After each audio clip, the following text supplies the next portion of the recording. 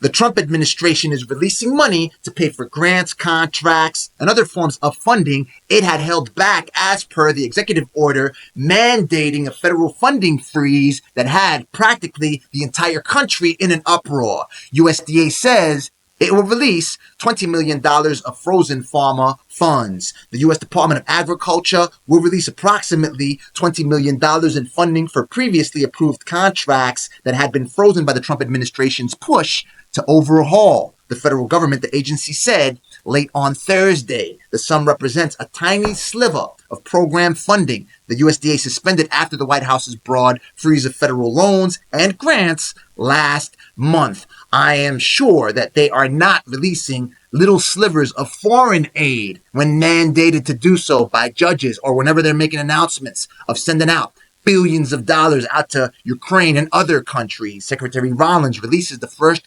tranche of funding under review. Secretary Rollins will honor contracts that were already made directly to farmers. Specifically, USDA is releasing approximately $20 million in contracts for the Environmental Quality Incentive Program, the Conservation Stewardship Program, and the Agricultural Conservation Easement Program. Pay attention to this key word. It will be a lot clearer as to why I highlighted it as I show you the next story. Federal funds designated to fight climate change released. The spigot is back on, said Painesville City Manager Doug Lewis. The federal government has unfrozen a $129 million EPA grant earmarked to fight climate change in Northeast Ohio. The grant had been frozen twice since late January when President Donald Trump signed an executive order pausing all federal grants on climate initiatives. The bulk of the money, $80 million, is designated for the city of Painesville to convert a coal power plant built in the 1800s to solar power. In addition, the funds will be used to train people. How can you fight climate change with your project? How can you help the environment with your project? These are the key words to which you have to pay close attention to ensure that your company's missions align with these agencies' funding goals. When you draft your proposals, when you submit your applications, if there is a way for you to network with the people who are stakeholders and administrators of these grant programs so you can have a better idea as to what constitutes their goals and objectives. Same thing when you're bootstrapping for money. And speaking of bootstrapping, if you do not want to limit your capital raising requests to grant administrators coming from public government agencies and private institutions, private companies that typically only award less than 5% of applicants, then join the wait list, because I will hold you by the hand to work with you to ensure that you raise capital by any means necessary, whether you have to bootstrap. Yes, it can be done. Establishing your online presence to ensure that you are raising capital, selling your products and services, which, by the way, also increases the amount of traction and puts you in a better position to attract funding via grant programs or venture capitalists, or by any means, any resource that we can tap to ensure that you meet your money getting objectives for this year and beyond. Whether it's building out your business credit to ensure that you get loans, credit, or whatever resource that you require, selling more of your products or services. I also have platforms on which you can fully automate your marketing to enhance your presence and be more effective in selling whatever it is that you have to offer the planet. Governor Greg Abbott of Texas awards Austin-based Silicon Labs $23.25 million in Texas CHIPS Act funding. Texas Governor Abbott awarded $23.25 million. The money will support the tech company's research and development operations in Austin and the construction of a new research lab to develop a platform for integrating artificial intelligence. The operations in Austin are expected to create more than $80 million in capital investment. So you already have investments of 23.25. See, one benefit of bootstrapping, you've got traction. You're already generating sales. You can show that with bank statements, and you can apply for funding via business loans and even pay attention to your personal credit if that's dinged up, right? President Donald Trump reportedly, according to this headline, prepares to change U.S. CHIPS Act conditions, sources say. In the article, the president wants to renegotiate underpinning terms that the Biden administration, included. Recipients must be unionized labor to build factories and help provide affordable child care for factory workers. As you may very well know, if not, you better ask somebody. Click the subscribe button, click the bell. You know what to do. Join the wait list. Republicans, President Donald Trump is a Republican, are politically opposed to unionized labor. So they perhaps want to strip that from the act.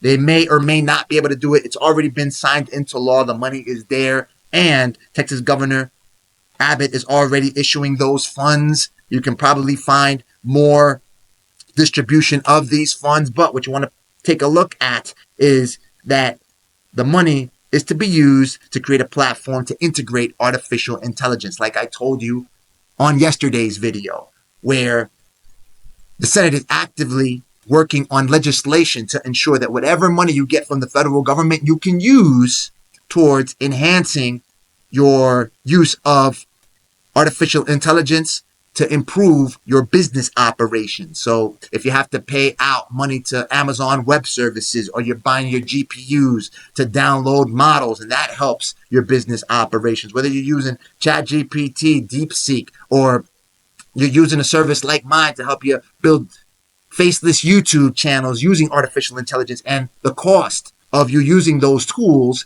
you can basically highlight and state, listen, this is how I'm going to use this federal money, this SBA loan money. I'm going to use this USDA money, whatever type of money that you're getting from the federal government, this SBIR, this STTR money.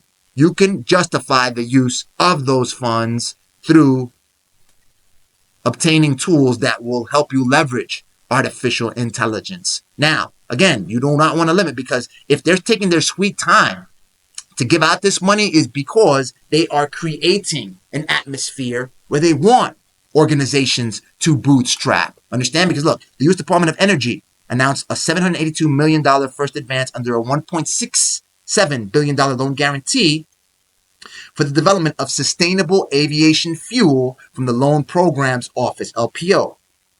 This marks the first significant disbursement of a DOE loan or grant project since President Trump signed the Unleashing American Energy Executive Order, which paused the release of federal funds appropriated under the IRA, Inflation Reduction Act, and Infrastructure Improvement and Jobs Act, including DOE loans and grants. So they gave out $782 million of this $1.67 billion, which is, but again, they're trickling it out little by little. But again, if you want to position yourself in a way that you want to ensure that you are in the most likely spot to obtain these awards, take a look. Development of sustainable aviation fuel. Sustainable.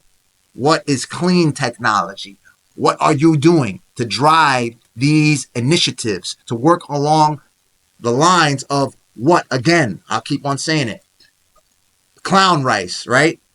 You have to be outside of the stadium with the clown rice. People are willing to grease up their lips and chomp on the greasy chicken and the rice in that bowl that they're copping for whatever it takes, because they're hungry at that particular moment. What does your target market hungry for? Provide that. It's always an issue of value, and you will not fail. And Kelly Loeffler, newly confirmed SBA administrator, was visiting the SBA offices. I'm Kelly Loeffler. It's my second day here at the SBA. I could not be more excited to be here, so I thought I'd take a walk.